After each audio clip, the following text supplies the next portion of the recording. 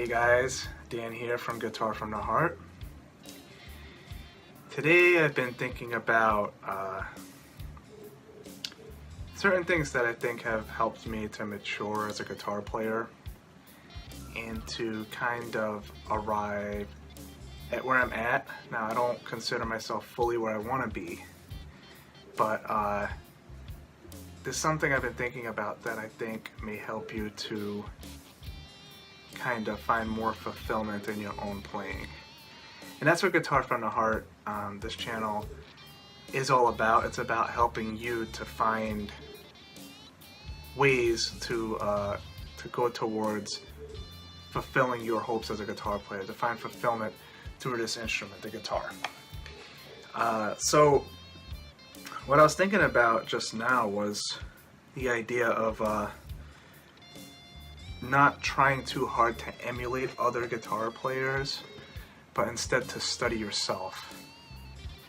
Now, this is easy to say and hard to do because a lot of us got into playing the guitar in the first place because we saw somebody else do something amazing and we're like, bruh, I want to be able to play like that.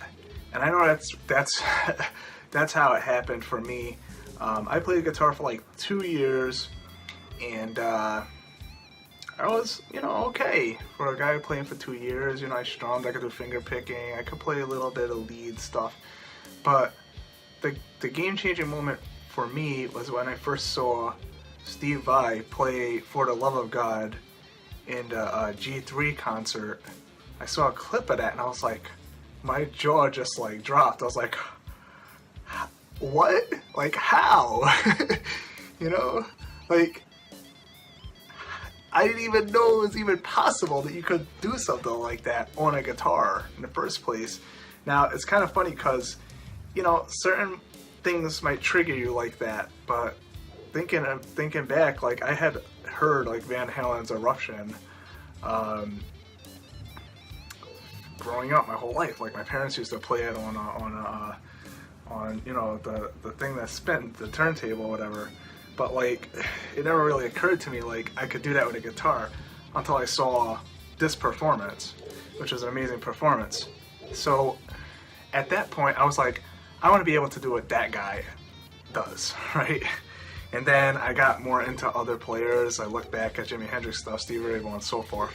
And I've tried to emulate certain aspects of their styles into my own playing. And that's great, and it's awesome for inspiration to look at other players. One guy that I'm drawing a lot of inspiration right now is Guthrie Govan, but I don't think I'll be able to play his stuff anytime soon, nor most of us. But I draw inspiration from watching this guy because of his amazing chops, but also his amazing musicality. But what I wanted to talk about here is that I feel like there can be a danger, a trap that we can fall into where we become all about studying other players' stuff, what they do, how they play, how they express themselves. And I feel like all of us have a unique musical voice somewhere inside that if we learn how to look inside and to pull that out and tap into it, we can bring forth something that is unique that, nobody else is that way, right? Like, we recognize each other from our faces. We all look different. We all have a unique face. We all have, like, a unique fingerprint, right? So, like, I feel like when it comes to guitar and music in general, we have unique styles, we have unique voice. We compose things in a unique way, and so forth. And so, what I want to say is study other players, but focus more on studying yourself. Easy to say, hard to do, right? Because how exactly do we do that? We can't watch videos of like the future, more amazing version of ourselves that's playing with our own unique voice and like study it. So it takes some soul searching, it takes some digging down, and it has to do with how you use your fingers, and all of that factors in. And it's something that I'm thinking about a lot now, trying to come up with ways that I can, trying to understand how, like, you know, I found my own voice more as a player and how I can help you guys to do so. But for right now, I just want to say, start studying yourself. Pay more attention. Oh, my cat just ran by. Pay attention to what you like. How do you want to phrase things? Listen to something that from a song that you like. Is there ever like a phrase, a musical phrase in a song, and you're like, well, I like how they did that, but maybe I would have done it this way? And then try to pick up your guitar and start to, you know, to do that yourself. You know? And there are many other things that you can do that I've done, but I just want to convey this one message today. Start studying yourself. Figure out what you like. Figure out how you play stuff, how you would play stuff. Record yourself playing other people's stuff and see how it sounds different from the other guy that you like, that you admire, or whatever.